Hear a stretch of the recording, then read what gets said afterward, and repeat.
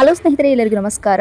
ನೋಡಿ, ರಾಜ್ಯದ ಸರ್ಕಾರಿ ಪದವಿ ಪೂರ್ವ ಕಾಲೇಜುಗಳಲ್ಲಿ ತಾತ್ಕಾಲಿಕವಾಗಿ ಕಾರ್ಯನಿರ್ವಹಿಸುತ್ತಿರುವಂತಹ ಅತಿಥಿ ಉಪನ್ಯಾಸಕರ ಕಾರ್ಯಭಾರ ಮತ್ತು ಗೌರವಧನಕ್ಕೆ ಸಂಬಂಧಿಸಿದಂತೆ ಕೇಳಲಾದ ಪ್ರಶ್ನೆಗಳಿಗೆ ಸಚಿವರಾದಂತಹ ಶಾಲಾ ಶಿಕ್ಷಣ ಮಧು ಬಂಗಾರಪ್ಪನವರು ಏನೆಲ್ಲ ಅಪ್ಡೇಟ್ ಅನ್ನ ತಿಳಿಸಿದ್ದಾರೆ ಈ ವಿಡಿಯೋ ಮುಖಾಂತರ ನೋಡ್ತಾ ಹೋಗೋಣ. ಹಾಗೆ ಮೊದಲನೇ ಬಾರಿಗೆ ನಮ್ಮ ವಿಡಿಯೋವನ್ನ ವೀಕ್ಷಿಸುತ್ತಿರುವಂತಹ ಎಲ್ಲ ಶಿಕ್ಷಕ ಆಕಾಂಕ್ಷಿಗಳು ಇದೇ ತರದ ಲೇಟೆಸ್ಟ್ ಅಪ್ಡೇಟ್ಗಳಿಗಾಗಿ ನಮ್ಮ MN Academy 26 ಯೂಟ್ಯೂಬ್ ವಾಹಿನಿಯನ್ನು subscribe bell icon all in ಆಪ್ಷನ್ಗೆ ತಪ್ಪದೇ ಸೆಲೆಕ್ಟ್ ಮಾಡಿಕೊಳ್ಳಿ ಅಂತ ಹೇಳ್ತಾ ಕ್ವಿಕ್ ಆಗಿ ಮಾಹಿತಿಗೆ ಬರೋಣ ಸ್ನೇಹಿತರೆ.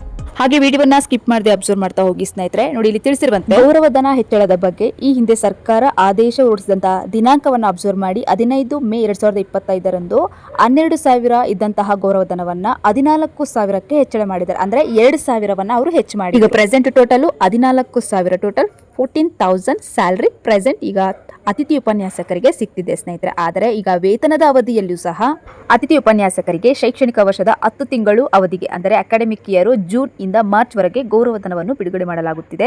ಈಗ ಕಾರ್ಯಭಾರ ನಿಯಮವನ್ನು ನೋಡ್ತಾ ಹೋದ್ರೆ ಪ್ರಸ್ತುತ ವಾರಕ್ಕೆ 10 ರಿಂದ 12 ಗಂಟೆಗಳ ಕಾರ್ಯಭಾರವನ್ನು ನೀಡಲಾಗುತ್ತಿದೆ. ಇದರಲ್ಲಿ ಯಾವುದೇ ವಿಷಯದಲ್ಲಿ ಇದಕ್ಕಿಂತ ಹೆಚ್ಚಿನ ಕಾರ್ಯಭಾರವಿದ್ದಲ್ಲಿ ಇಬ್ಬರು ಅತಿಥಿ ಉಪನ್ಯಾಸಕರನ್ನ ನೇಮಿಸಿಕೊಳ್ಳಲು ಅವಕಾಶ ನೀಡಲಾಗಿದೆ ಅಂತ ಹೇಳಿದ್ದಾರೆ ಸ್ನೇಹಿತರೆ.